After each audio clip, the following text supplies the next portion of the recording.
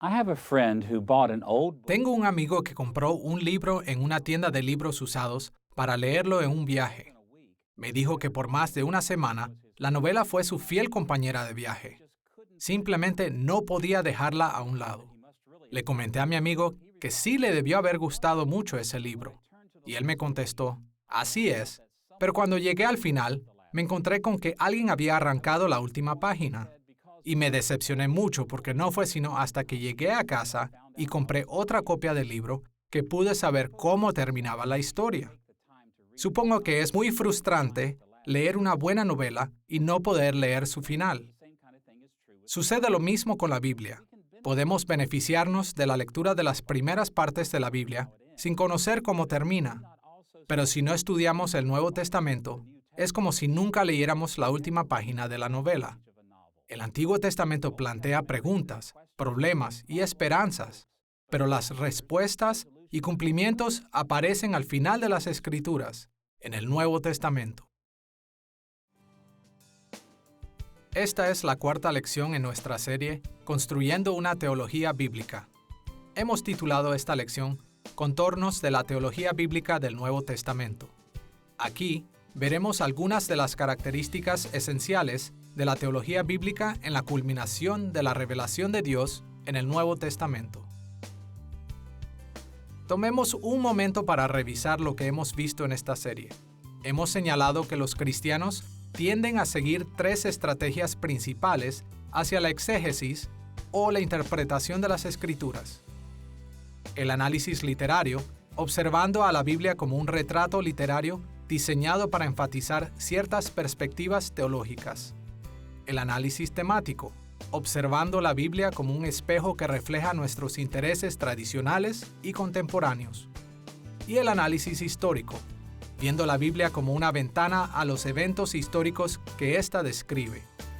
Siempre usamos estos tres enfoques en cierta manera, pero la disciplina de la teología bíblica considera a la Biblia principalmente como una ventana, enfocándose en el análisis histórico de las Escrituras, observando las maneras en las que Dios se involucró en los eventos históricos de la Biblia.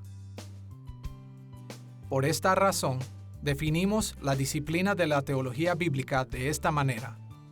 Teología bíblica es la reflexión teológica extraída del análisis histórico de los actos de Dios reportados en las Escrituras.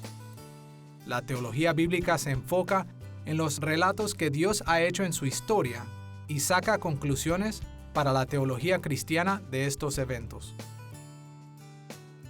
En las últimas dos lecciones de esta serie, vimos cómo los teólogos bíblicos estudian el Antiguo Testamento. En esta lección, examinaremos los contornos de la teología bíblica en el Nuevo Testamento. Como veremos, hay muchas similitudes entre las formas en que la teología bíblica analiza ambos testamentos, pero también existen diferencias. Nuestra lección se enfocará en tres temas principales. Primero, obtendremos una orientación hacia nuestro tema. Segundo, observaremos el desarrollo de las enseñanzas bíblicas sobre los últimos días, o escatología. Y tercero, exploraremos cómo los teólogos bíblicos han analizado la escatología del Nuevo Testamento en sí. Comencemos con una orientación básica hacia nuestro tema.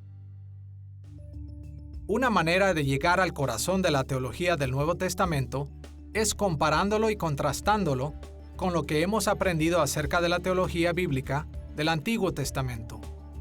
Primero, observaremos que la teología bíblica del Antiguo Testamento y la teología bíblica del Nuevo Testamento tienen un mutuo interés en la doble revelación de Dios. Segundo, veremos cómo ambas disciplinas han entendido lo que hemos llamado estructuras teológicas. Y tercero, exploraremos cómo cada una se ha enfocado en los desarrollos diacrónicos. Veamos primero la doble revelación. Recordemos que Dios se reveló a sí mismo durante el Antiguo Testamento de dos maneras principales: a través de los actos de revelación y de las palabras de revelación. Este doble concepto de revelación también aparece en el Nuevo Testamento. Por un lado, el Nuevo Testamento reporta muchos actos de revelación de Dios, como el ministerio terrenal de Cristo y el ministerio del Espíritu Santo en la iglesia del primer siglo. También predicen actos de Dios que tendrán lugar en el futuro, como el regreso de Cristo. Pero por otro lado, el Nuevo Testamento también reporta palabras de revelación asociadas con los actos de Dios. Dios el Padre habló. Cristo también habló. Y algunas veces, ángeles y humanos revelaron la palabra de Dios por el Espíritu de Dios. Esta es la razón por la cual las narrativas del Nuevo Testamento reportan tanto los actos como las palabras de Jesús, los apóstoles y otros cristianos en el Nuevo Testamento. Porque Dios se revela a sí mismo de estas maneras. No solo vemos esto en porciones narrativas del Nuevo Testamento, sino también en las epístolas. Ellas se refieren o aluden a las acciones de Dios a favor de su pueblo y reportan las palabras de Dios para su pueblo. Los teólogos bíblicos del Antiguo Testamento también dirigieron su atención a las asociaciones temporales de los actos y las palabras de revelación.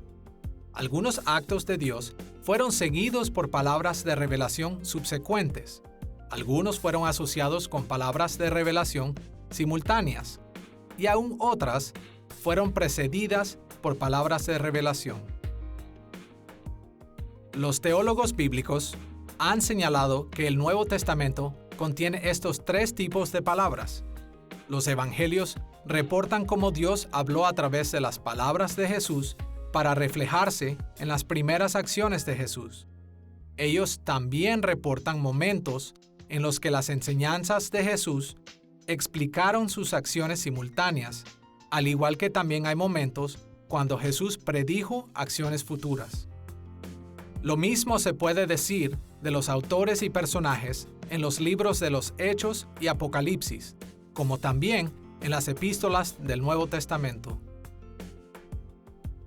Al igual que los teólogos del Antiguo Testamento, los teólogos bíblicos del Nuevo Testamento han dirigido su atención a la doble manera en la que Dios se revela a sí mismo. Tanto la teología bíblica del Antiguo como del Nuevo Testamento se enfocan en los actos y las palabras de revelación de Dios.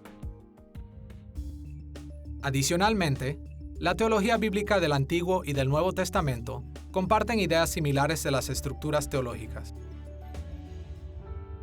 Recordemos que los teólogos del Antiguo Testamento identificaron perspectivas teológicas señalando muchas maneras en las que los actos y las palabras de revelación se relacionan unas con otras. Ellos pusieron atención a las conexiones lógicas entre lo que Dios hizo y lo que dijo.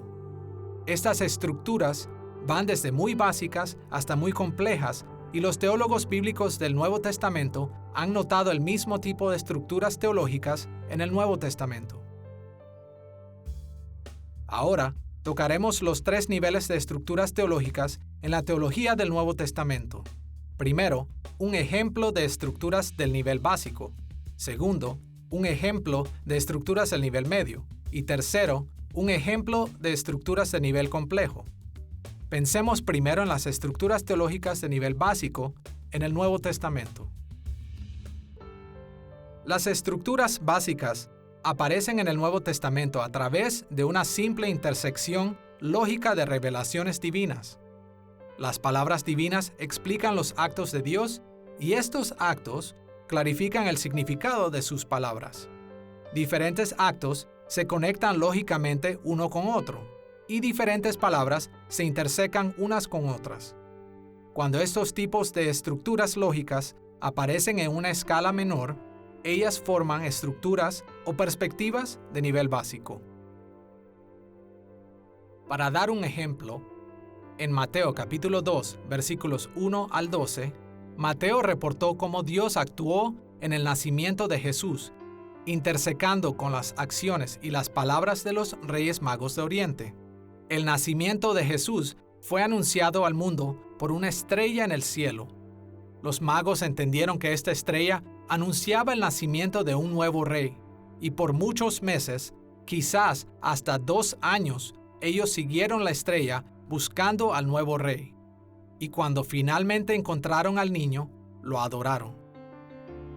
El relato de Mateo indicó un coherente punto de vista en el verdadero significado teológico del nacimiento de Jesús. Jesús fue el tan esperado rey de Israel, a quien estos gentiles adoraron. Al mismo tiempo, en Mateo capítulo 2, versículos 16 al 18, el escritor del Evangelio creó otra estructura teológica señalando la intersección lógica del nacimiento de Jesús con las acciones y palabras del rey Herodes. Los magos le dijeron a Herodes cuándo había nacido el Mesías, y sus asesores le dijeron cómo el Antiguo Testamento predijo que el Mesías nacería en Belén. En su intento de matar a Jesús, Herodes ordenó que cada niño varón de 2 años o menor fuera asesinado. Entonces, Mateo reportó la horrible muerte de Herodes bajo el juicio de Dios. Esta intersección creó una estructura teológica que indicó otra perspectiva del nacimiento de Jesús. Jesús fue el tan esperado rey de Israel, a quien Herodes trató de destruir. Estos dos conjuntos de estructuras teológicas señalan un importante contraste, contribuyendo a un tema que aparece varias veces en el libro de Mateo.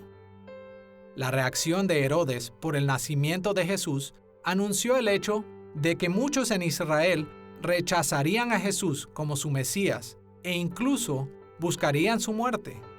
Sin embargo, la reacción de los magos por el nacimiento de Jesús anunció el hecho de que muchos gentiles recibirían al rey prometido de los judíos y lo adorarían con gran devoción y gozo.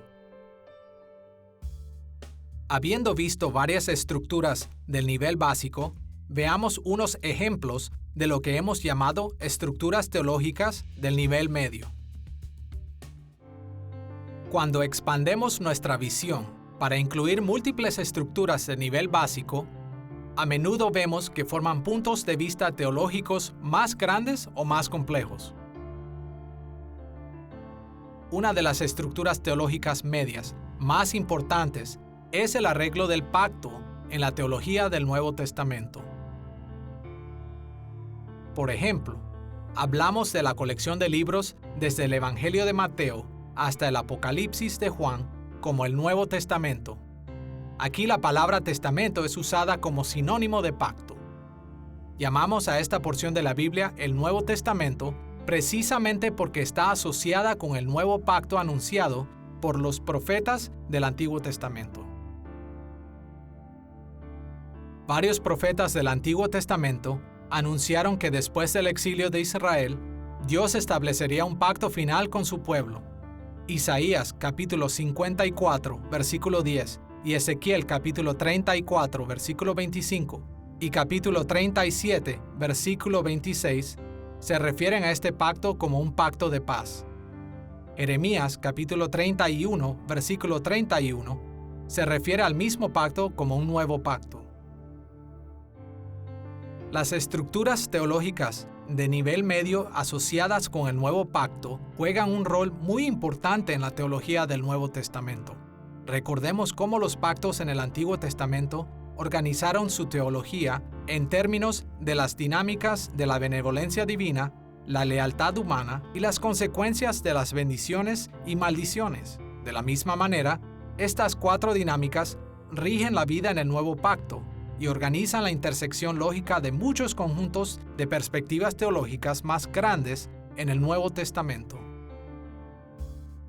Además de todo tipo de estructuras teológicas de nivel básico y medio, el Nuevo Testamento también presenta varias estructuras de nivel complejo.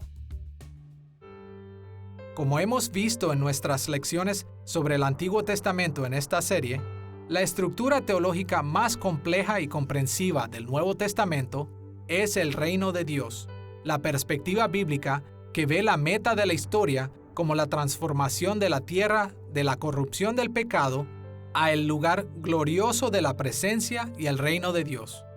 Veamos algunos contornos de esta estructura teológica tan compleja en el Nuevo Testamento. Al principio del Nuevo Testamento, Juan el Bautista y Jesús anunciaron que el reino de Dios se había acercado. Las predicciones y enseñanzas de Jesús constantemente se refieren al reino de Dios.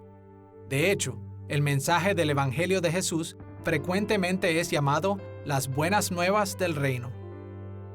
Como leemos en lugares como Mateo capítulo 4, versículo 23, capítulo 9, versículo 35 y capítulo 24, versículo 14, como también en Lucas capítulo 4, versículo 43, capítulo 8, versículo 1, capítulo 16, versículo 16 y Hechos capítulo 8, versículo 12.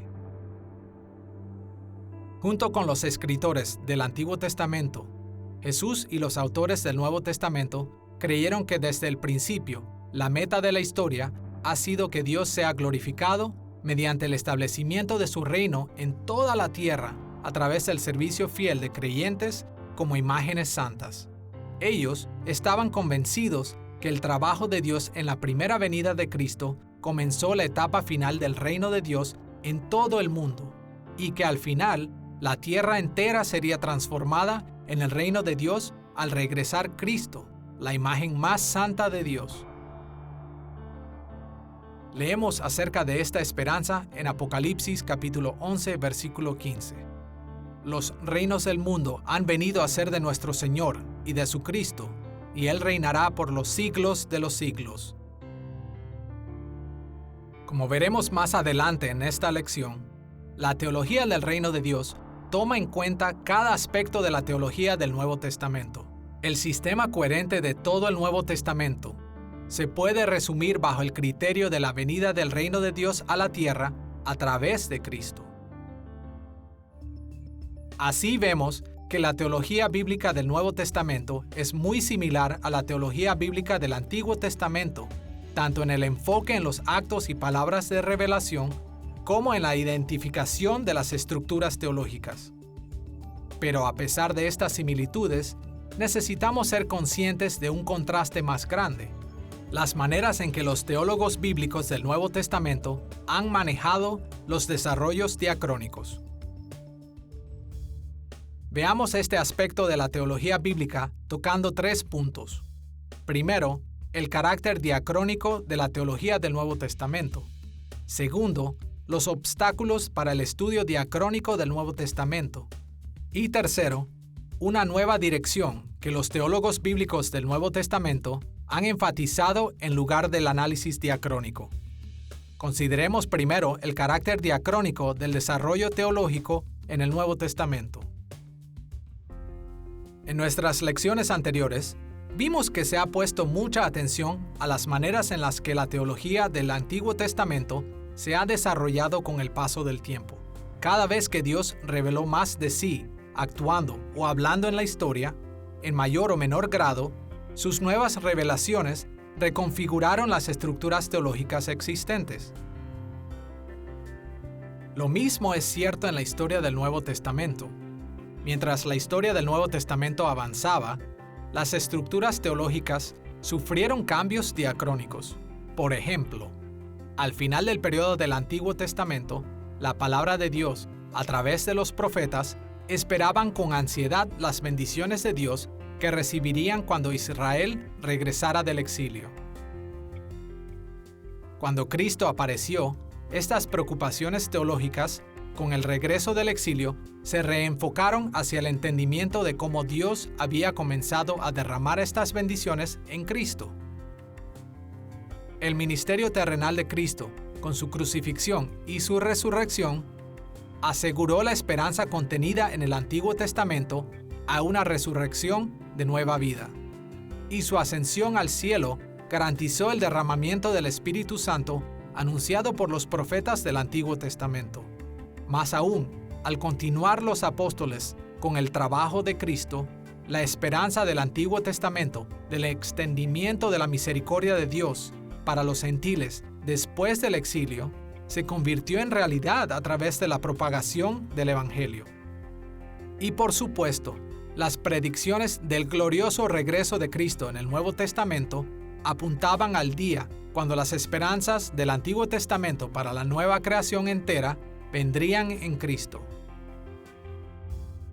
Desarrollos diacrónicos teológicos como estos aparecen en el periodo del Nuevo Testamento, pero la historia del Nuevo Testamento presenta por lo menos 3 obstáculos principales para un análisis diacrónico extenso.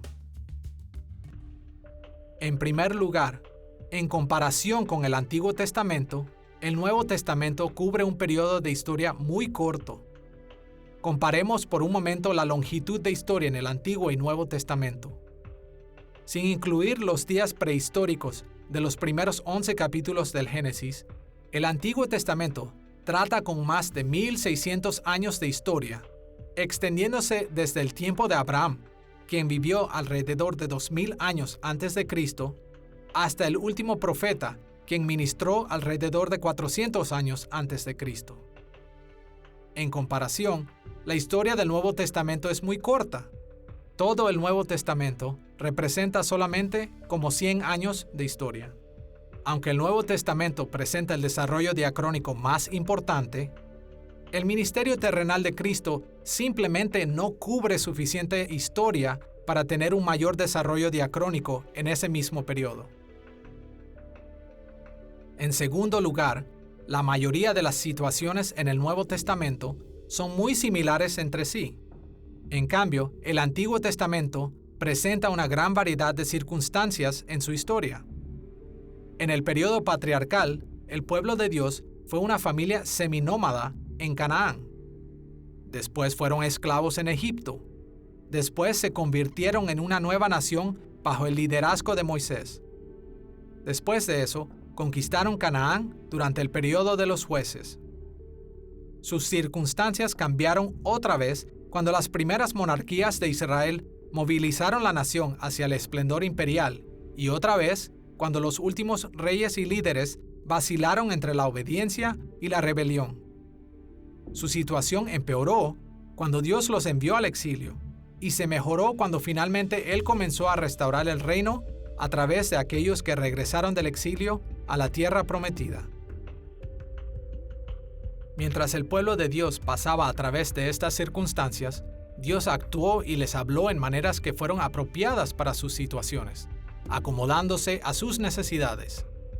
Esta adaptación diacrónica a las circunstancias de Israel produjo una gran variedad en los desarrollos teológicos del Antiguo Testamento. En comparación, las circunstancias del pueblo de Dios fueron bastante consistentes durante la historia del Nuevo Testamento. Sin duda, las situaciones no permanecieron exactamente iguales. Jesús, los apóstoles y la iglesia trataron con diferentes tipos de personas en diferentes circunstancias y las revelaciones de Dios se acomodaron a esas diferencias. Sin embargo, durante este periodo de historia, los primeros cristianos no enfrentaron los tipos de cambios extremos que tomaron lugar con el pueblo de Dios durante el Antiguo Testamento. En el Nuevo Testamento, los cristianos fueron constantemente marginados y perseguidos. No experimentaron periodos de enorme riqueza y horrible pobreza. No viajaron en grupo desde un lugar a otro, ni experimentaron periodos de obediencia o desobediencia en gran escala. Como resultado, las revelaciones de Dios grabadas en el Nuevo Testamento no acomodaron una variedad tan amplia de circunstancias como sus revelaciones en el Antiguo Testamento. Y esta estabilidad bajó la importancia de los desarrollos diacrónicos en la teología del Nuevo Testamento. En tercer lugar, a diferencia del Antiguo Testamento, el Nuevo Testamento trata con solo un pacto divino. Como hemos visto, los pactos en el Antiguo Testamento señalaron los principales cambios de época en teología. Los pactos con Adán, Noé, Abraham, Moisés y David eran muy diferentes entre ellos.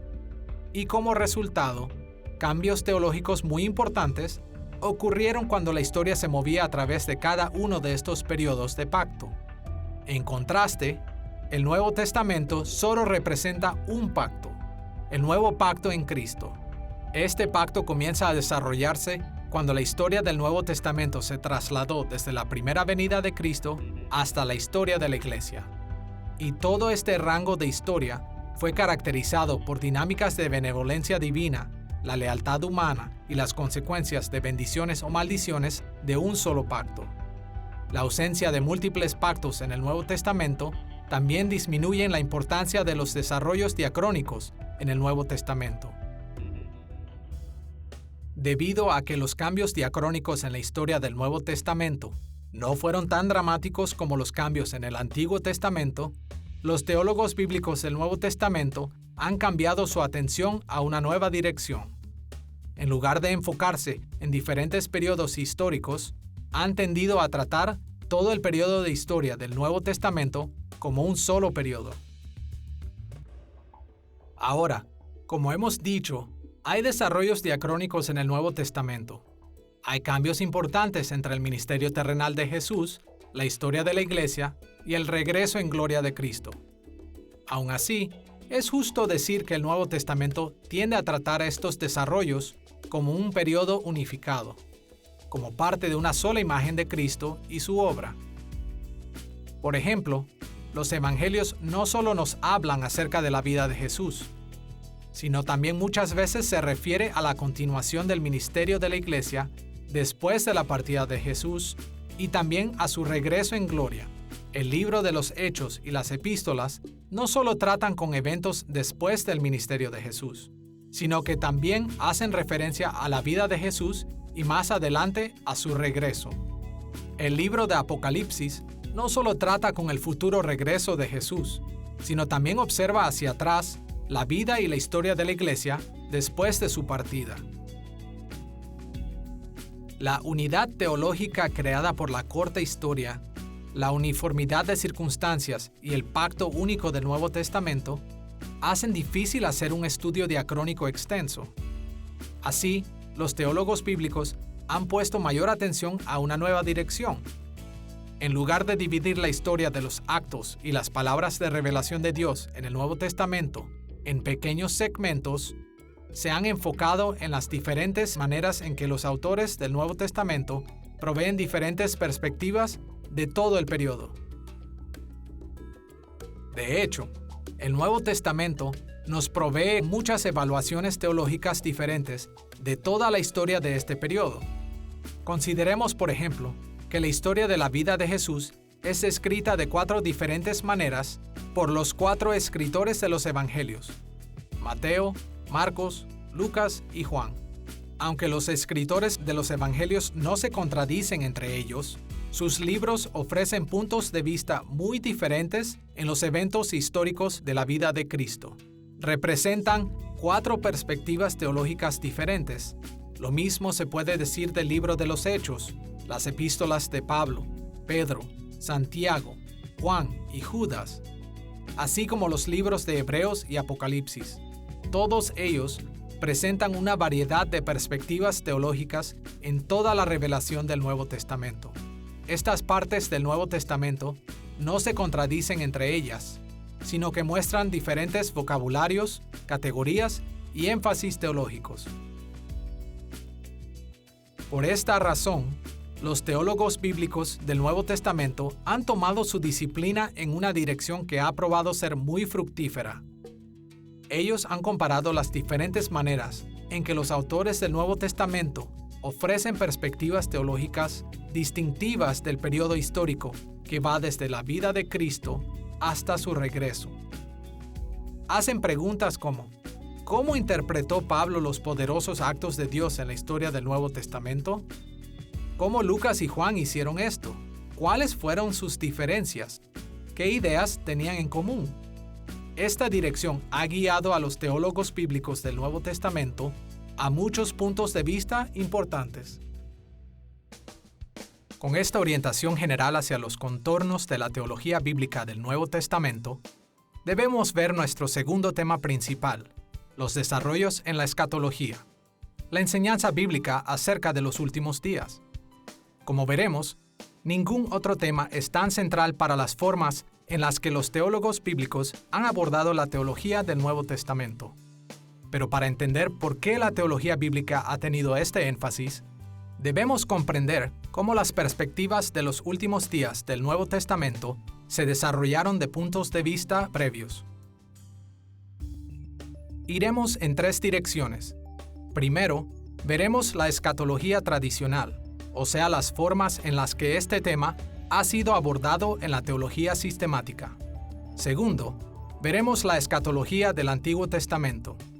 Y tercero, veremos puntos de vista sobre la escatología a principios del Nuevo Testamento. Comencemos con la escatología en la teología sistemática tradicional. El término escatología proviene del adjetivo griego eschatos, que usualmente significa último, final o fin. Esta palabra aparece unas 52 veces en el Nuevo Testamento, así como muchas veces en la Septuaginta, que es la traducción antigua en el griego del Antiguo Testamento.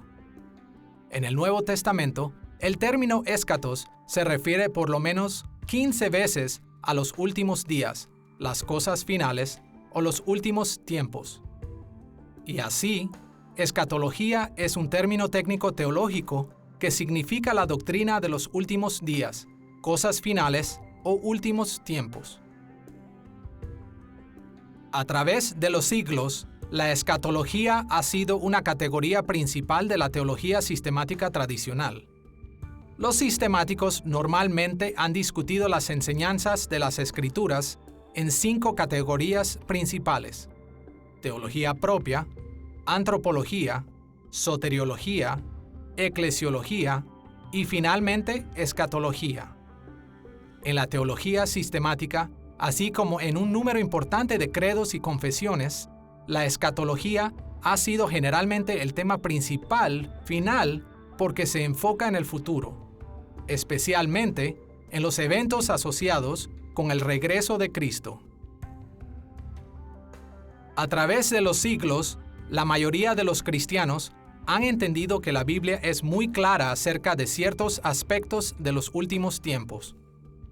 Están de acuerdo con ciertos temas básicos como el glorioso regreso de Cristo, la resurrección del cuerpo y el juicio final, resultando en condenación para los perdidos y la vida eterna para los que están en Cristo.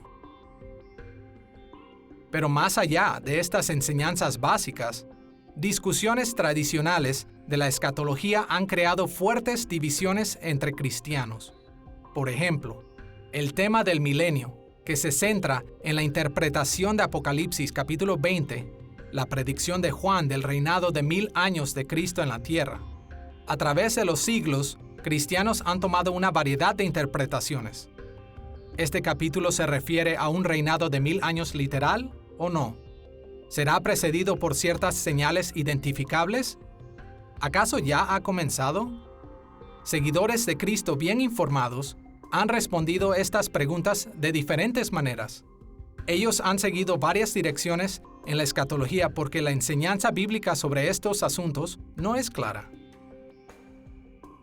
Es aquí donde la teología bíblica del Nuevo Testamento nos da una gran promesa. Los teólogos bíblicos han abordado la escatología en maneras que van en contra de los debates tradicionales. Ellos han introducido nuevas estrategias y han traído nuevos puntos de vista para el entendimiento de la escatología. Y esto ha guiado a muchos cristianos con diferentes orientaciones escatológicas a una unidad más profunda entre ellos. Para entender cómo los teólogos bíblicos del Nuevo Testamento han entendido los últimos días de maneras que han ido más allá de la forma tradicional, comencemos con el trasfondo de la escatología del Antiguo Testamento.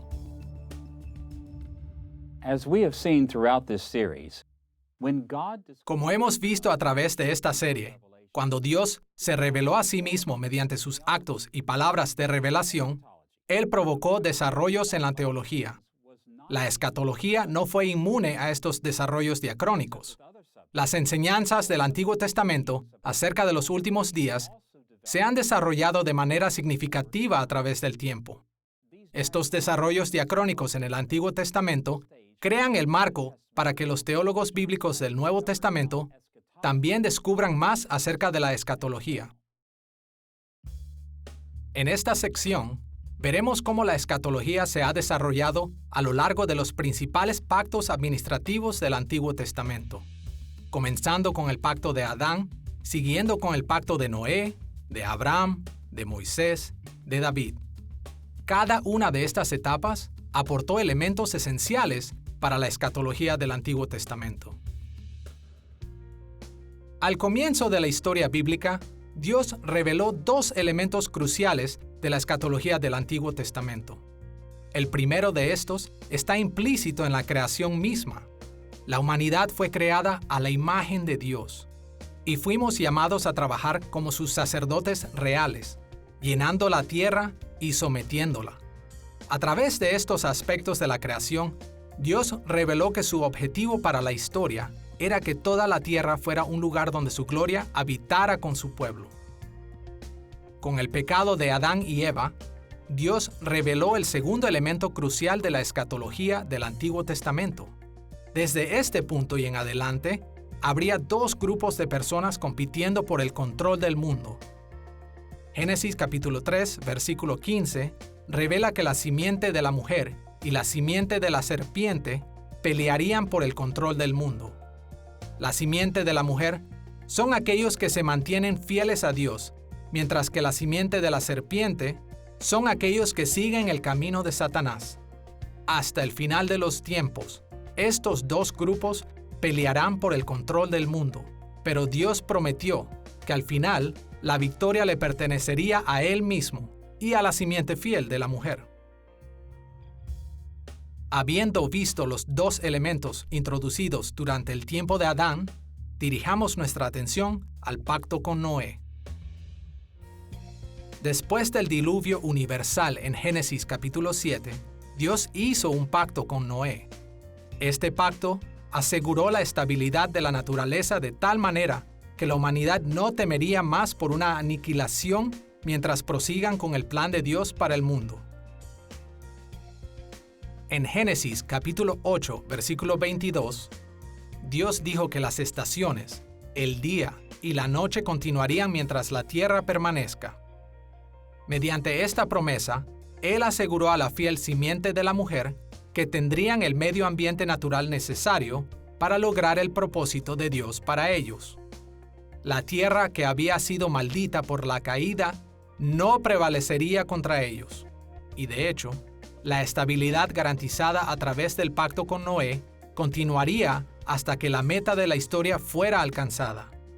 Desde ese momento, un nuevo pacto para la naturaleza se estableció. Después de haber visto la visión básica del fin de la historia durante los pactos universales con Adán y Noé, veamos el principal desarrollo diacrónico de la escatología que tuvo lugar en los días de Abraham, el primero con quien Dios hizo un pacto nacional. El pacto de Dios con Abraham está en Génesis capítulos 15 y 17, pero los temas de ese pacto son introducidos aún antes en Génesis capítulo 12, versículos 1 al 3.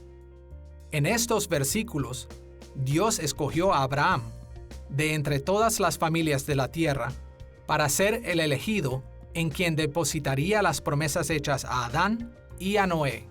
Las bendiciones dadas a Abraham y a su familia serían transmitidas al resto del mundo a través de ellos. De hecho, Dios prometió éxito para Israel, en una pequeña escala, en el cumplimiento del llamado dado a Adán y Eva en el jardín. Por lo tanto, la escatología del Antiguo Testamento se reduce a un enfoque hacia Abraham y su familia.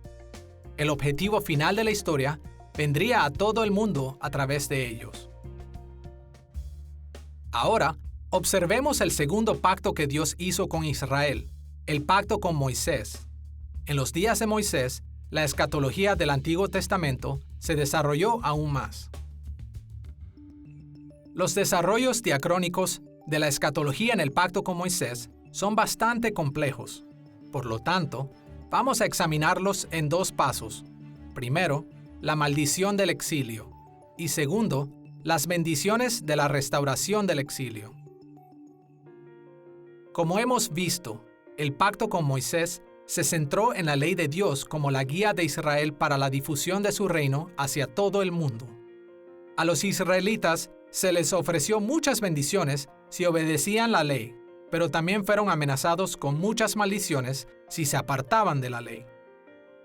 De hecho, en varios pasajes, Moisés anticipó que las futuras generaciones de Israel se apartarían de los caminos de Dios. Él les advirtió de las severas consecuencias si desobedecían, pero su mayor amenaza contra la continua violación de la ley de Dios fue el exilio de la nación de la tierra prometida. Escuchemos la manera en la que Moisés lo dijo en Deuteronomio capítulo 4, versículos 27 y 28.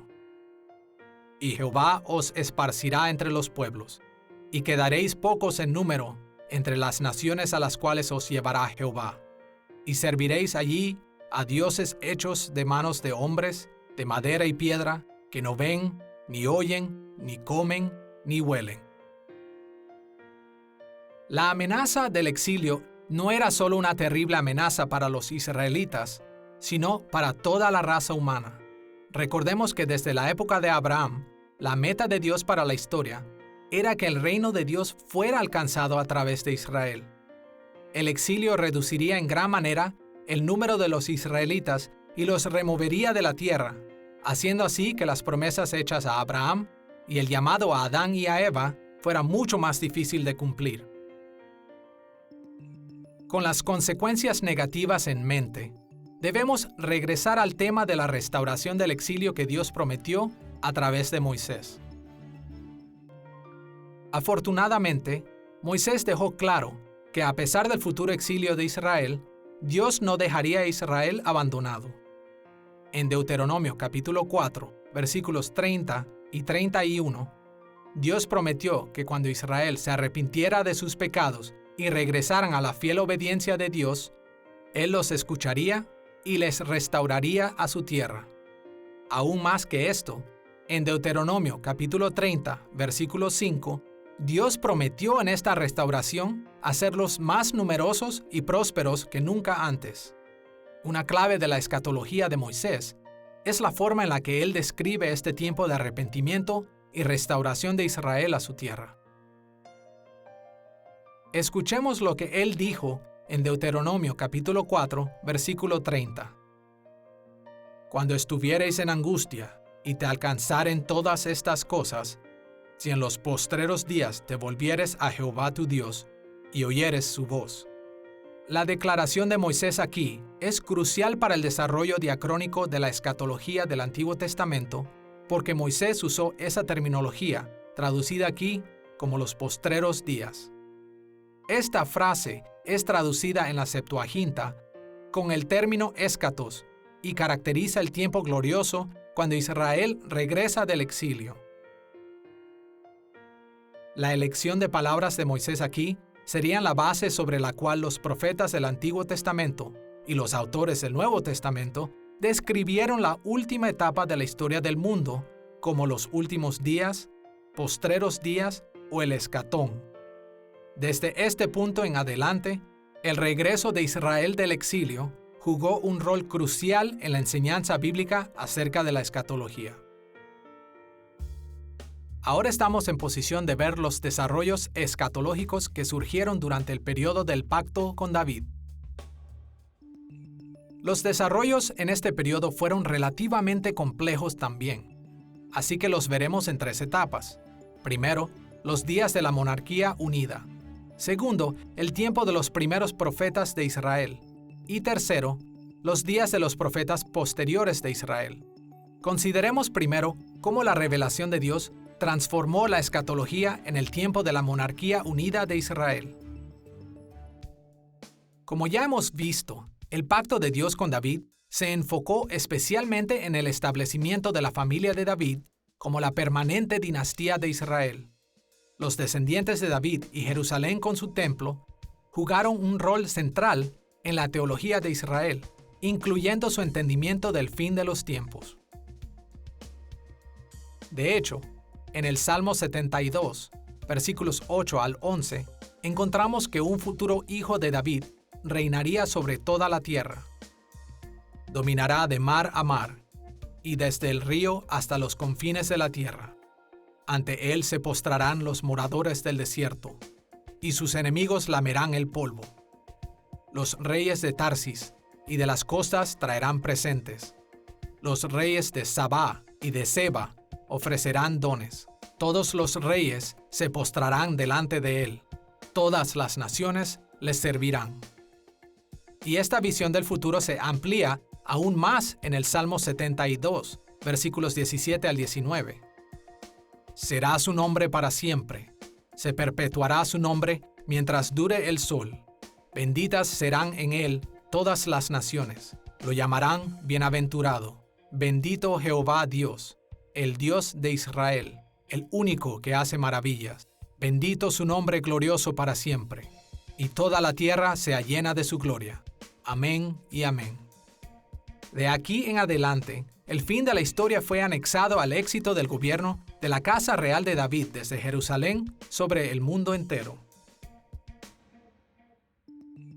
Veamos las palabras de los primeros profetas de Israel. Los primeros profetas aplicaron las dinámicas del pacto de Moisés en el pacto real de David. Ellos explicaron aún más cómo las condiciones de la casa de David se refieren a los últimos días. Los primeros profetas advirtieron a los infieles hijos de David que Dios no toleraría la continua violación de su ley y que Dios estaba a punto de enviar a la nación entera al exilio. Estas amenazas fueron finalmente cumplidas con la caída de Jerusalén ante los babilonios entre el año 587 o 586 a.C. Sin embargo, los primeros profetas de Israel también recordaron la conexión entre las maravillas de los últimos días y el regreso de Israel del exilio. Los profetas declararon que en la restauración del exilio, un gran hijo de David, en la capital de la ciudad de Jerusalén, se convertiría en el enfoque de un nuevo orden. Escuchemos cómo el profeta Amós dijo esto en Amós capítulo 9, versículos 11 y 12. En aquel día, yo levantaré el tabernáculo caído de David, y cerraré sus portillos, y levantaré sus ruinas, y lo edificaré como en el tiempo pasado, para que aquellos sobre los cuales es invocado mi nombre posean el resto de Edom y a todas las naciones. A lo largo de estas mismas líneas, Isaías escribió estas palabras en Isaías capítulo 2, versículo 2. Acontecerá en lo postrero de los tiempos, que será confirmado el monte de la casa de Jehová, como cabeza de los montes, y será exaltado sobre los collados, y correrán a él todas las naciones. Amós anunció que la tienda de David sería restaurada para que todas las naciones de la tierra lleven el nombre del Señor. E Isaías dijo que en los últimos días, en otras palabras, los días después del exilio, Jerusalén se convertiría en la ciudad más grande en la tierra, y la gente de todas las naciones irían hacia ella para salvación. Con tan grandes esperanzas en la gloria de la casa de David y de Jerusalén después del exilio, no es de sorprenderse que el profeta Jeremías asegurara a Israel que el tiempo del exilio duraría solo 70 años. En Jeremías capítulo 25, versículo 11 y capítulo 29, versículo 10, el profeta habló de 70 años de exilio, una forma habitual del mundo antiguo de hablar de un tiempo de juicio divino. Jeremías y otros de los primeros profetas frecuentemente anunciaron que en los últimos días, cuando el pueblo de Dios regresara del exilio, habría en todo el mundo gloria para la casa de David y Jerusalén. Construyendo sobre la base de los ministerios de los primeros profetas de Israel, Dios reveló más desarrollos diacrónicos a través de sus profetas posteriores. La participación de Dios en la historia trajo por lo menos dos cambios principales del concepto de los últimos días del Antiguo Testamento. Por un lado, el tiempo del exilio fue extendido porque los israelitas en exilio no se arrepintieron de sus pecados. En Daniel capítulo 9, Daniel reportó que durante el exilio, él estaba leyendo las profecías de Jeremías de 70 años de exilio, pero se sintió obligado a confesar que los israelitas en el exilio no se habían arrepentido de sus pecados. Sin embargo, él siguió pidiendo a Dios por el regreso de Israel a su tierra y por la restauración de Jerusalén.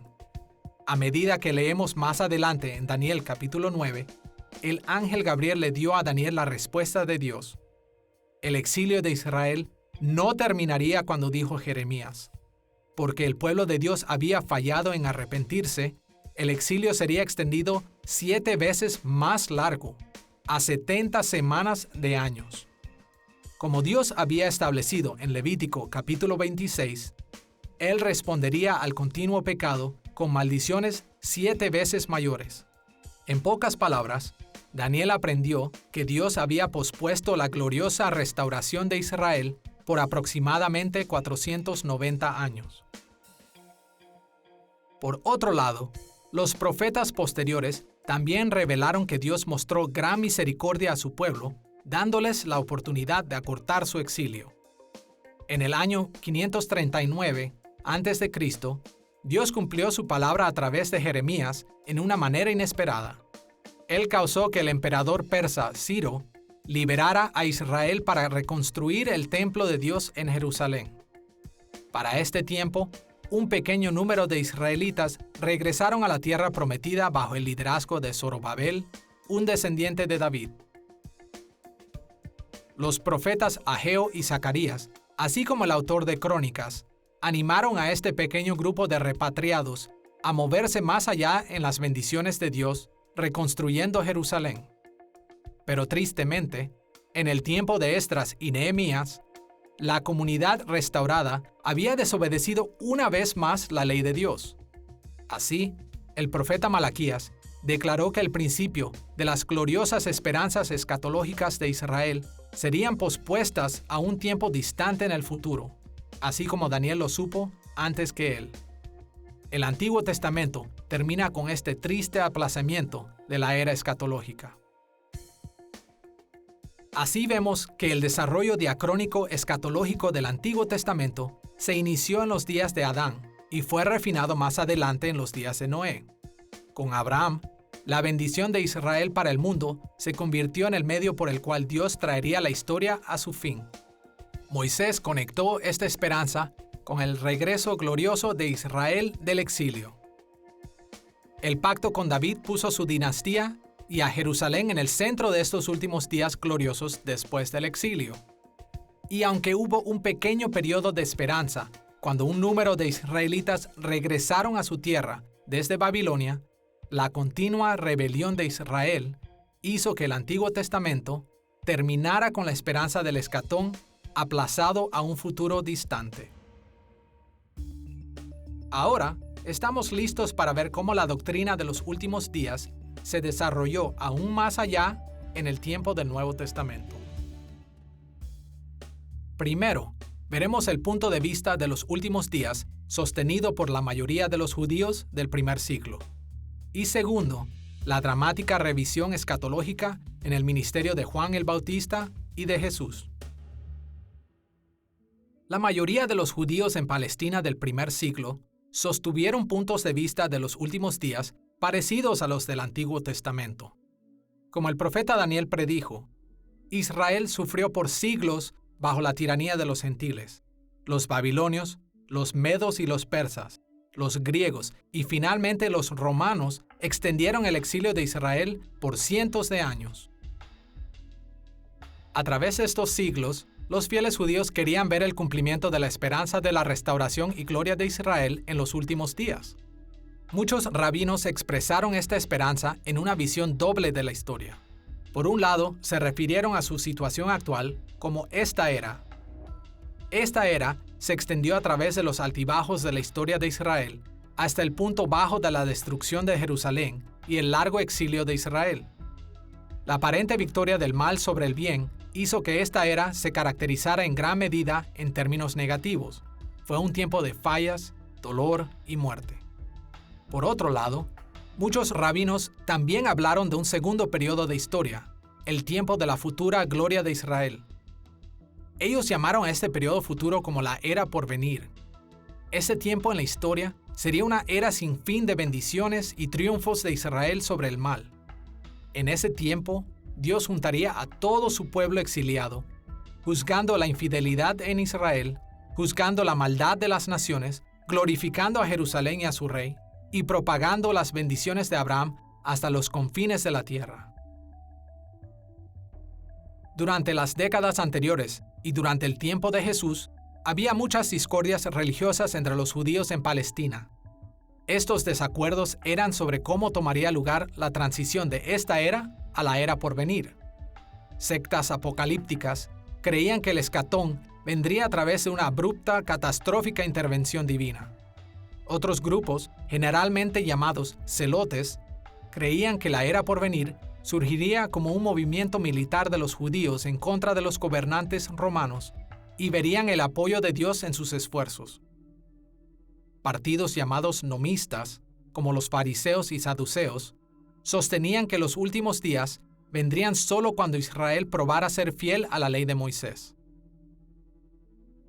Aunque hubo mucho desacuerdo sobre la manera precisa en que esta era haría su transición hacia la era por venir, la mayoría de los judíos creyeron que esto tomaría lugar con la aparición del Mesías, el gran hijo de David prometido en el Antiguo Testamento. El Mesías traería el cambio decisivo en la historia, la transición final de un mundo de oscuridad a uno de luz, un mundo de maldad a uno de justicia, un mundo de muerte a uno de vida. Aunque los puntos de vista sostenidos por los judíos en el primer siglo en general coincidían con las enseñanzas del Antiguo Testamento, los principales desarrollos diacrónicos tomaron lugar mediante la revelación divina en los ministerios de Juan el Bautista y de Jesús. La historia registrada en los evangelios de Juan y Marcos comienza con Juan el Bautista y Jesús anunciando que la llegada de los últimos días estaba cerca. Veamos las palabras de Jesús en Marcos capítulo 1, versículo 15. El tiempo se ha cumplido y el reino de Dios se ha acercado. Arrepentíos y creed en el evangelio. La frase reino de Dios no aparece en el Antiguo Testamento, pero el anuncio de Juan del reino se tomó de una asociación entre el reino de Dios y lo que Moisés y los profetas llamaron los últimos días, o el fin del exilio de Israel. Escuchemos la manera en la que Isaías se refiere al reinado de Dios después del exilio en Isaías capítulo 52, versículos 7 al 10. Tu Dios reina, voz de tus atalayas. Alzarán la voz, juntamente darán voces de júbilo, porque ojo a ojo verán que Jehová vuelve a traer a Sión. Jehová desnudó su santo brazo ante los ojos de todas las naciones, y todos los confines de la tierra verán la salvación del Dios nuestro. Isaías describió el retorno del exilio con una imagen de Dios dirigiendo a su pueblo de regreso a Jerusalén. Las buenas noticias, declaradas a las ruinas de Jerusalén, fueron: tu Dios reina. En efecto, Isaías anunció que cuando Dios restaure su pueblo en los últimos días, Él demostrará que Él reinará victoriosamente sobre todas las naciones y sus ídolos. En un sentido, Juan el Bautista sostuvo un punto de vista de los últimos días que era muy similar a sus contemporáneos judíos. Él creía que la última etapa de la historia, el reino de Dios en la tierra, vendría a través del Mesías actuando rápida y decisivamente, ejerciendo juicio contra los pecadores y derramando enormes bendiciones sobre el pueblo arrepentido. Escuchemos la forma en que lo dijo en Lucas capítulo 3, versículo 9. Y ya también, el hacha está puesta a la raíz de los árboles. Por tanto, todo árbol que no da buen fruto se corta y se echa en el fuego. Vemos aquí que Juan el Bautista asoció la venida del reino de Dios no solo con las bendiciones para el pueblo de Dios, sino también el juicio contra los enemigos de Dios. Aún así, el punto de vista de los últimos días de Juan el Bautista representó un desarrollo muy importante. Él fue más allá que sus contemporáneos judíos, identificando a Jesús como el Mesías, el gran hijo de David, quien traería el reino de Dios de los últimos días. Pero Juan el Bautista tuvo un problema. Mientras que el ministerio de Jesús se desarrolló sin una demostración completa de juicio, así como tampoco las bendiciones, Juan se preguntó si Jesús era en realidad el Mesías. En Lucas capítulo 7, versículo 20, leemos que Juan el Bautista envió a 2 de sus discípulos a Jesús con una pregunta. Juan el Bautista nos ha enviado a ti para preguntarte, ¿eres tú el que había de venir o esperaremos a otro? No es de sorprenderse que Juan hiciera esta pregunta. Jesús no había cumplido todo lo que el Antiguo Testamento, los judíos del primer siglo y Juan mismo habían anunciado que el Mesías haría. Pero ahora escuchemos la forma en la que Jesús respondió a Juan el Bautista en Lucas capítulo 7, versículos 22 y 23.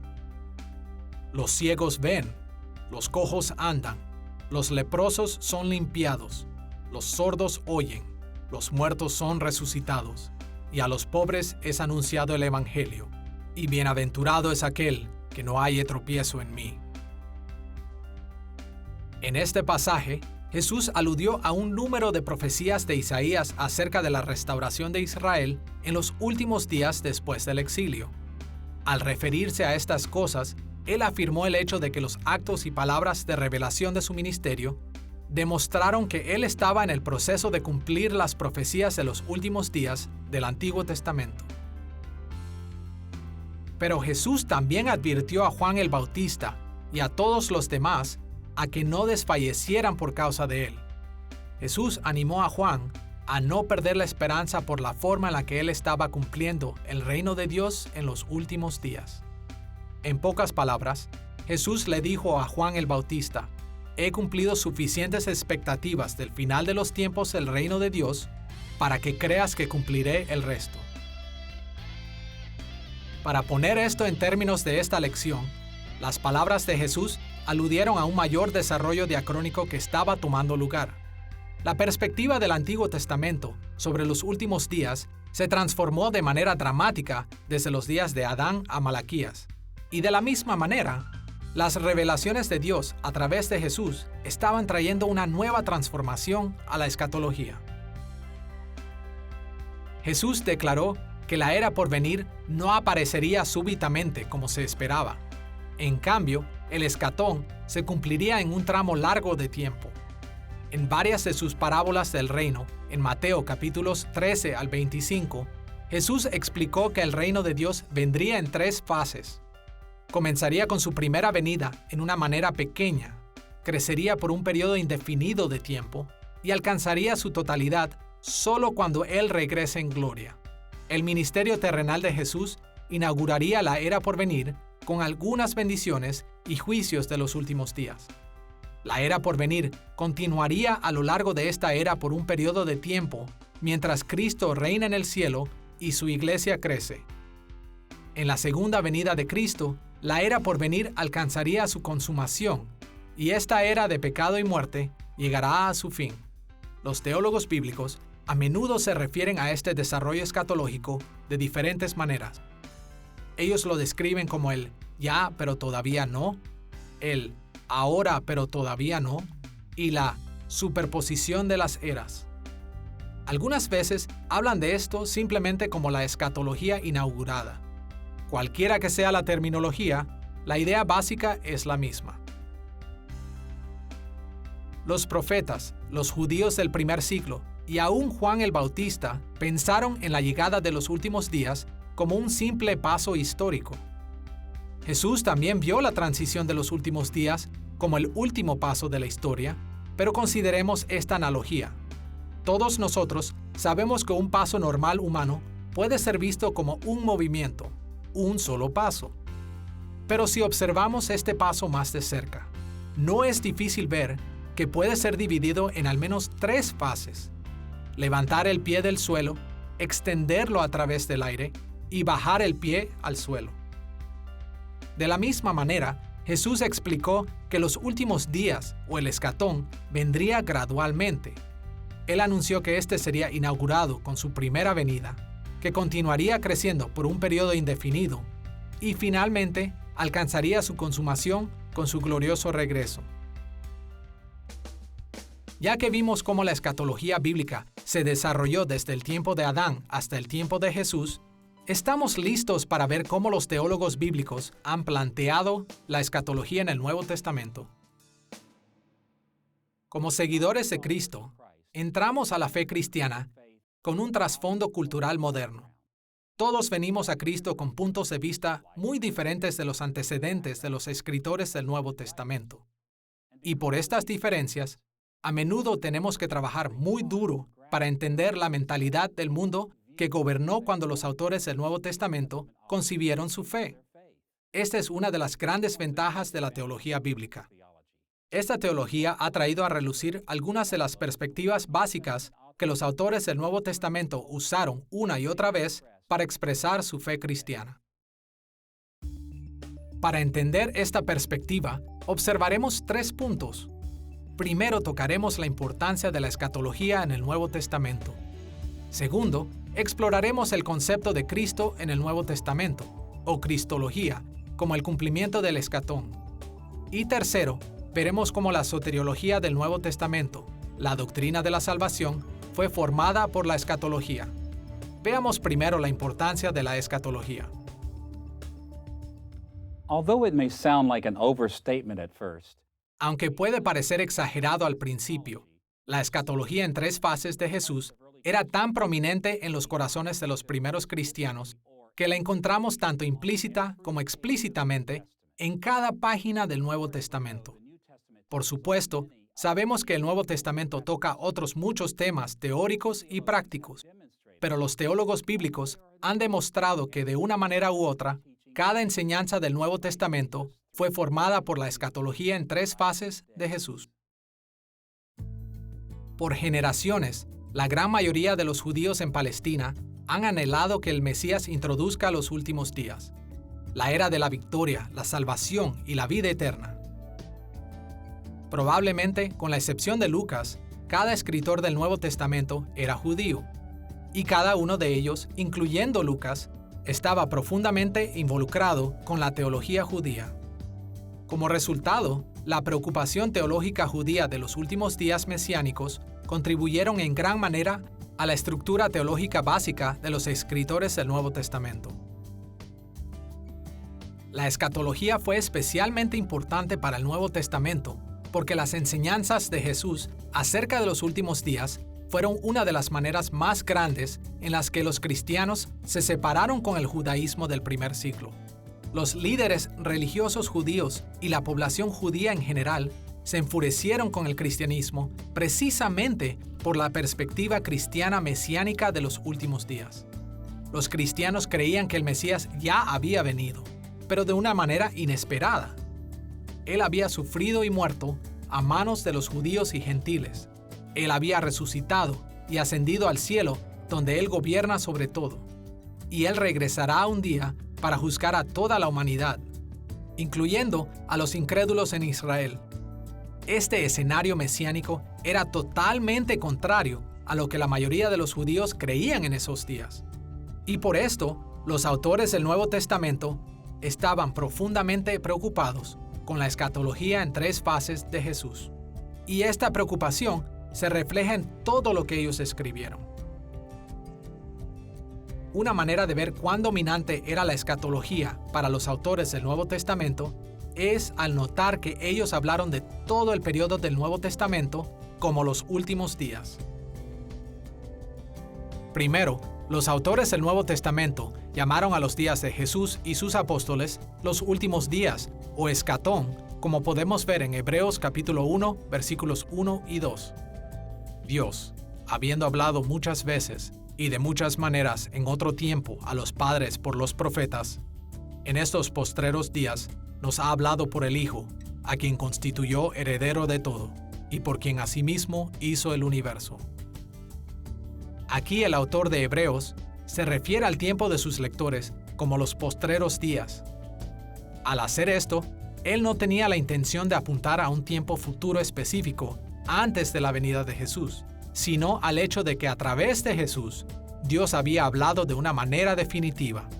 Con la inauguración del reino de Jesús, los últimos días prometidos del Antiguo Testamento habían venido a la tierra. Segundo, los escritores del Nuevo Testamento designaron el extenso periodo de la historia de la Iglesia como los últimos días en lugares como 2 de Timoteo, capítulo 3, versículos 1 al 5. También debes saber esto, que en los postreros días vendrán tiempos peligrosos, porque habrá hombres amadores de sí mismos, avaros, vanagloriosos, soberbios, blasfemos, desobedientes a los padres, ingratos, impíos, sin afecto natural, implacables, calumniadores, intemperantes, crueles, aborrecedores de lo bueno, traidores, impetuosos, infatuados, amadores de los deleites más que de Dios, que tendrán apariencia de piedad, pero negarán la eficacia de ella. A estos evita. La lista de pecados que Pablo menciona se cometerán en los últimos días eran los pecados que estaban ocurriendo en la época de Pablo, y él estaba advirtiendo a Timoteo sobre esos pecados. Pero estos son pecados que también continúan ocurriendo a través de la historia. El que Pablo no se refiriera a un tiempo futuro puede verse en su exhortación: a estos evita. La gente malvada de los últimos días eran una amenaza para Timoteo porque los últimos días ya habían venido al mundo mediante Jesús. Tercero, los autores del Nuevo Testamento describieron la consumación del reino al regreso de Cristo como los últimos días. Podemos ver esto en Juan capítulo 6, versículo 39. Y esta es la voluntad del Padre, el que me envió, que de todo lo que me diere, no pierda yo nada, sino que lo resucite en el día postrero. Aquí Jesús enseñó a sus discípulos acerca de su relación con el Padre. Su referencia a en el día postrero apunta hacia el día final, cuando Él regrese en gloria, cuando los muertos se levantarán y Dios juzgará al mundo. Como estos y otros pasajes lo demuestran, los escritores del Nuevo Testamento creían que todas las revelaciones de Dios, desde el tiempo del ministerio terrenal de Jesús hasta su regreso en gloria, tomó lugar en los últimos días. Sus enseñanzas solo podían ser entendidas y seguidas correctamente con la estructura de la escatología en 3 fases de Jesús. Ahora estamos listos para ver cómo la cristología del Nuevo Testamento, o la doctrina de Cristo, presenta a Jesús como el cumplimiento de las esperanzas escatológicas. Veremos este tema en 2 pasos. Primero, exploraremos las maneras en que la teología sistemática ha tratado con el tema de la cristología. Y segundo, veremos cómo los teólogos bíblicos han entendido este tema. Veamos primero la cristología en la teología sistemática. En la teología sistemática tradicional, la cristología se ha concentrado en temas que fueron de interés crítico en ciertos periodos de la historia de la Iglesia. Por ejemplo, los sistemáticos se enfocaron en temas como la relación de Cristo con las otras personas de la Trinidad, la unión hipostática de las 2 naturalezas de Cristo en una sola persona, los estados de Cristo, humillación y exaltación, la naturaleza de su expiación, y los 3 oficios de Cristo como profeta, sacerdote y rey. Sin duda, el Nuevo Testamento aborda estos asuntos, que continúan siendo temas importantes para la Iglesia hoy en día. Pero los teólogos bíblicos han tomado la cristología en una dirección distinta. Ellos han enfatizado que los autores del Nuevo Testamento presentaron a Cristo como el único en quien cada faceta del Antiguo Testamento encuentra su cumplimiento. Los teólogos bíblicos a menudo apuntan al momento en el que Jesús se encontró con 2 de sus discípulos en el camino a Emaús para ilustrar la importancia de Cristo en la interpretación del Antiguo Testamento. En Lucas capítulo 24, versículos 26 y 27, leemos estas palabras: ¿No era necesario que el Cristo padeciera estas cosas y que entrara en su gloria? Y comenzando desde Moisés y siguiendo por todos los profetas, Jesús les declaraba en todas las Escrituras lo que de él decían. Notemos aquí que Jesús explicó cómo el Antiguo Testamento habló de él. Él refirió a sus discípulos a Moisés y todos los profetas y a todo el Antiguo Testamento, y les enseñó lo que decían de él en todas las Escrituras. Una y otra vez, la teología bíblica ha señalado que los autores del Nuevo Testamento siguieron el ejemplo de Jesús aquí, tratándose a sí mismo como el cumplimiento de la escatología del Antiguo Testamento. El Nuevo Testamento señala muchas maneras en las que Jesús cumplió las profecías acerca de los últimos días.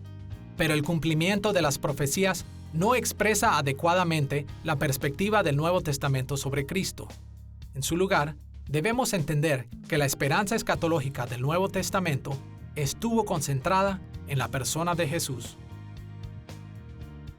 Recordemos por un momento nuestra discusión de la tipología del Antiguo Testamento en la lección anterior. En cada etapa de la historia del Antiguo Testamento, personas claves, instituciones y eventos aparecieron e indicaron las metas hacia donde Dios estaba moviendo la historia.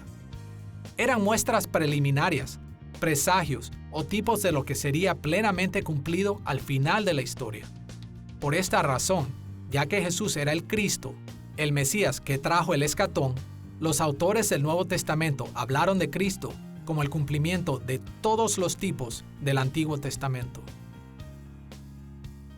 En las etapas preliminares de la historia, Dios movió el mundo hacia su meta final, llamando a Adán a regir el mundo como el real sacerdote del reino de Dios. Jesús completa el gobierno humano sobre el mundo en los últimos días como el gran rey y el sumo sacerdote. Dios le ordenó a Noé rescatar a la humanidad del juicio de Dios para continuar los propósitos del reino de Dios. Jesús hace esto en el escatón con su muerte y resurrección. Dios le prometió a Abraham que su descendencia traería las bendiciones de Dios a todas las familias de la tierra. Jesús hace esto a través de la propagación del Evangelio. Dios levantó a Moisés para darle a Israel la revelación de la ley. Jesús reveló la palabra final de Dios en el escatón. Dios le dijo a David que su dinastía conquistaría a sus enemigos y reinaría sobre el mundo en el nombre de Dios. Jesús hace que esto suceda en los últimos días. Estos son solo unos pocos ejemplos que ilustran cómo los escritores del Nuevo Testamento vieron a Jesús como el cumplimiento de las esperanzas del Antiguo Testamento. Ahora, debemos recordar que Jesús y el Nuevo Testamento explican que el cumplimiento de las expectativas del Antiguo Testamento tomaría lugar en 3 fases: la inauguración, continuación y consumación del reino. Por esto, los escritores del Nuevo Testamento a menudo dirigen su atención a diferentes maneras en las que Jesús cumple las esperanzas del Antiguo Testamento. Por ejemplo, Jesús comenzó a cumplir el llamado a Adán a regir primero en su ministerio terrenal. Él continúa extendiendo su reinado sobre el mundo ahora, y Él reinará sobre cada centímetro de la creación, haciendo todas las cosas nuevas cuando regrese en gloria. Jesús cumplió el rescate de Noé de la humanidad por servir a Dios en su ministerio terrenal, cuando Él llamó a hombres y mujeres al arrepentimiento y ordenó a sus discípulos a bautizarlos. Él continúa haciendo esto cuando la Iglesia llama a las personas alrededor del mundo a la salvación y bautismo. Y Jesús, por último, librará el juicio divino cuando Él regrese por aquellos que lo han seguido fielmente. Jesús también cumplió el llamado a Abraham de ser bendición al mundo entero. Primero, Él y sus discípulos alcanzaron a los gentiles. Segundo, Él continúa haciendo esto ahora, trayendo las bendiciones de salvación a las personas en todo el mundo. Y tercero, Él completará este aspecto del reino de Dios cuando Él llene la nueva creación con gente redimida de cada tribu y nación. Jesús también cumplió las directrices de la ley de Moisés cuando Él y sus discípulos afirmaron la ley de Dios y trajeron nueva revelación. La guía de Jesús a su pueblo continúa ahora cuando su Espíritu equipa a la Iglesia para propagar las enseñanzas bíblicas hasta los fines de la tierra. Y cuando Cristo regrese, cada persona en la nueva creación tendrá la ley de Dios escrita perfectamente en sus corazones. Finalmente, Jesús también cumplirá la promesa de victoria y reinado global por la casa de David. Él hizo esto primero al conquistar a Satanás a través de su muerte, resurrección y ascensión. Su iglesia continúa propagando la victoria espiritual de Cristo sobre el mundo a través del Evangelio. Y cuando Cristo regrese, Él juzgará a todos los enemigos de Dios y reinará sobre la creación entera como el gran Hijo de David. Estos ejemplos proveen una estructura con la cual podemos entender formas en las que los autores del Nuevo Testamento se enfocaron en Cristo como el cumplimiento de las esperanzas del Antiguo Testamento. Cristo personalmente trae un cumplimiento total de cada esperanza de la escatología del Antiguo Testamento en las tres fases de los últimos días. Los teólogos bíblicos a menudo han entendido la soteriología o doctrina de salvación en nuevas maneras. Para entender lo que queremos decir, veremos este tema tocando primero la soteriología en la teología sistemática tradicional, y después veremos cómo esta doctrina ha sido tratada en la teología bíblica. Consideremos primero la soteriología en la teología sistemática. En términos generales, los teólogos sistemáticos tradicionales han dividido la doctrina de la salvación en dos categorías básicas: historia salutis, o la historia de la salvación, y el ordo salutis, o el orden de la salvación. La historia de la salvación se refiere a las formas en las que Dios llevó a cabo la salvación en la historia de manera objetiva. En cambio, el orden de la salvación se refiere a la aplicación de la salvación a las personas de manera subjetiva.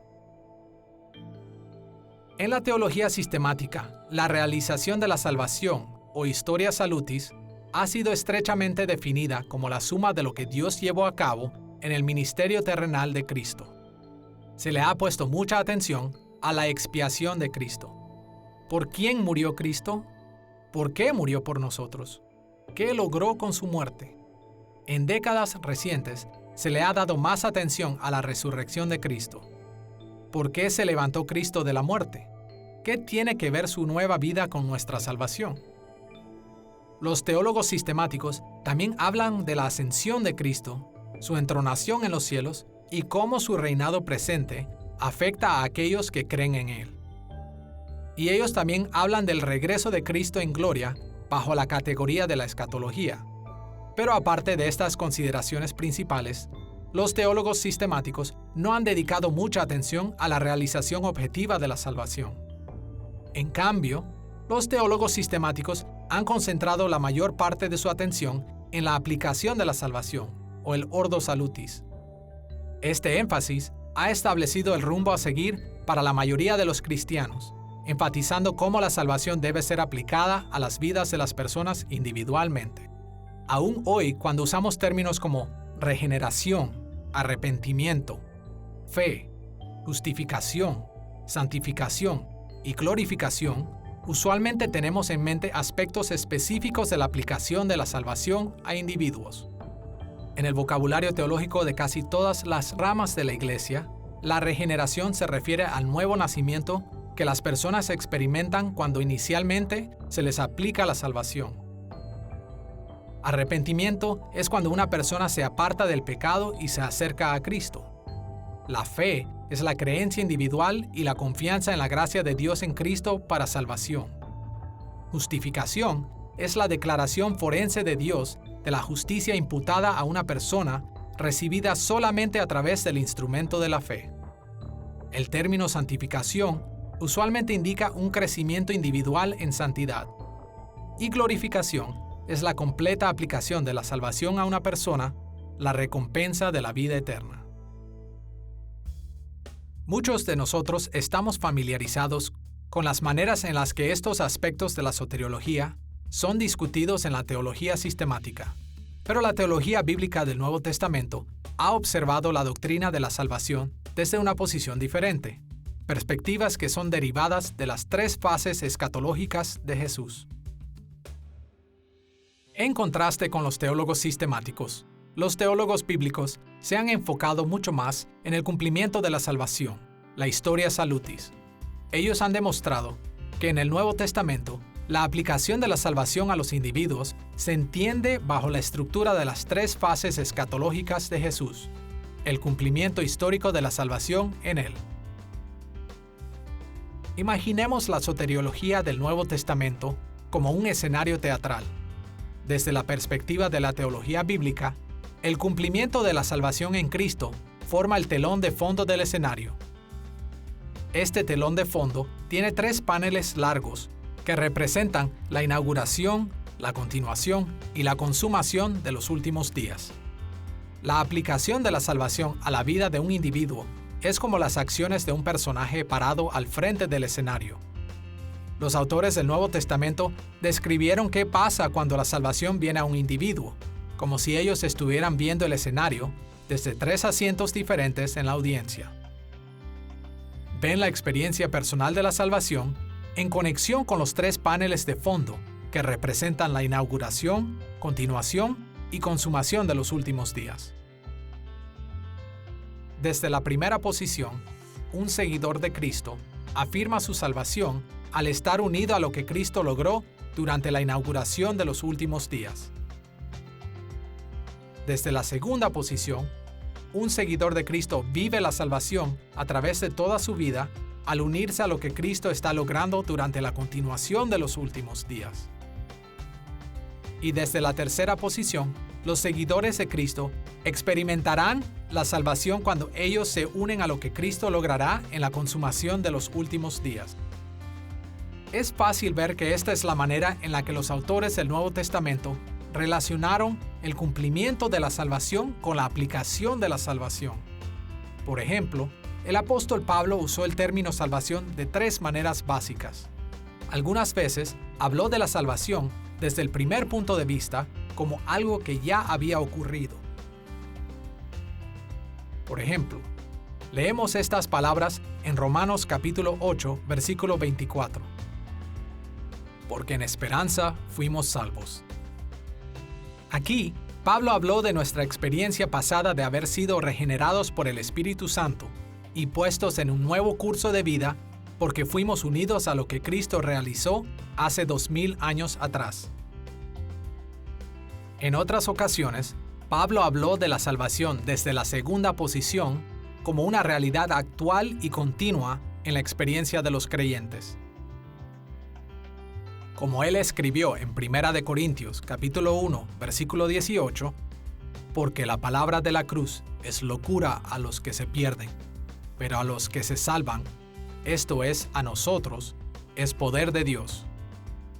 Aquí Pablo habló de nuestra continua salvación diaria en Cristo, que está ciertamente basada en lo que Cristo hizo en la inauguración del reino, pero está también estrechamente ligada a nuestro vínculo con Él en su actual ministerio celestial. En otras ocasiones, Pablo habló de salvación desde la tercera posición como algo que estaba aún en el futuro, algo que aún está por ocurrir cuando Cristo regrese. Como él dijo en Romanos capítulo 5, versículo 9, pues mucho más, estando ya justificados en su sangre, por él seremos salvos de la ira. Consideremos un notable ejemplo. La última faceta del Ordo Salutis es comúnmente conocido como glorificación. Normalmente, usamos este término como una referencia de lo que pasa con los individuos cuando Cristo regrese. Pero los teólogos bíblicos han notado que hemos truncado el concepto de glorificación en el Nuevo Testamento, si lo limitamos simplemente a lo que pasará en la consumación del regreso de Cristo. Por ejemplo, Pablo escribió de la glorificación en términos de las 3 fases de los últimos días. En primer lugar, él habló de esto como algo que ya había pasado a los creyentes. Escuchemos lo que escribió en Romanos capítulo 8, versículos 29 y 30. Porque a los que antes conoció, también los predestinó para que fuesen hechos conformes a la imagen de su Hijo, para que Él sea el primogénito entre muchos hermanos. Y a los que predestinó, a estos también llamó. Y a los que llamó, a estos también justificó.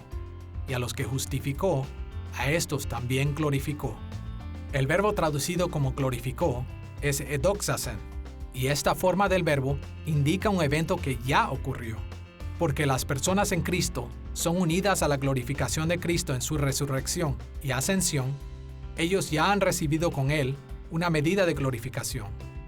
Los creyentes ya han sido glorificados en Cristo. Adicionalmente a esto, Pablo también señaló que la glorificación es una realidad constante para los fieles creyentes. La experiencia diaria de vivir en unión con Cristo puede también ser llamada glorificación. Como Pablo escribió acerca de sí mismo y su compañía en 2 de Corintios capítulo 3, versículo 18, por tanto, nosotros todos, mirando a cara descubierta como un espejo la gloria del Señor, somos transformados de gloria en gloria en la misma imagen, como por el Espíritu del Señor. La frase de gloria en gloria es traducida del griego apodoxes, eis doxan. El apóstol Pablo señala aquí que la vida cristiana sirviendo a Cristo incrementa la glorificación del creyente. Por supuesto, Pablo habló de glorificación como algo que pasa en el futuro. Muy parecido a los teólogos sistemáticos, Pablo entendió que los seguidores de Cristo recibirían la gloria final cuando Cristo regrese. Como leemos en 2 de Timoteo, capítulo 2, versículo 10, por tanto, todo lo soporto por amor de los escogidos, para que ellos también obtengan la salvación que es en Cristo Jesús con gloria eterna. De manera muy similar, los teólogos bíblicos han indicado que los autores del Nuevo Testamento pensaron tanto en términos de las 3 fases escatológicas de Jesús que trataron cada aspecto de la soteriología en esta misma manera. En esta lección hemos introducido los contornos de la teología bíblica del Nuevo Testamento. Hemos ganado una orientación hacia esta disciplina comparándola con la teología bíblica del Antiguo Testamento. Hemos visto el precursor de la teología del Nuevo Testamento en los desarrollos que guiaron las enseñanzas de Jesús acerca de los últimos días. Y hemos explorado cómo los teólogos bíblicos han tratado las 3 fases escatológicas de Jesús como una estructura de gobierno para toda la teología del Nuevo Testamento. Biblical theology of the New Testament. La teología bíblica del Nuevo Testamento nos ha ayudado a incrementar nuestro entendimiento de las enseñanzas de Jesús y sus discípulos en muchas maneras diferentes. Pero sobre todo, la teología bíblica nos ha mostrado cómo hemos de vivir por Cristo a la luz de lo que Él ya ha logrado en su primera venida, cómo hemos de vivir por Cristo en el poder de su Espíritu hoy y cómo hemos de vivir por Cristo en la esperanza de su glorioso regreso.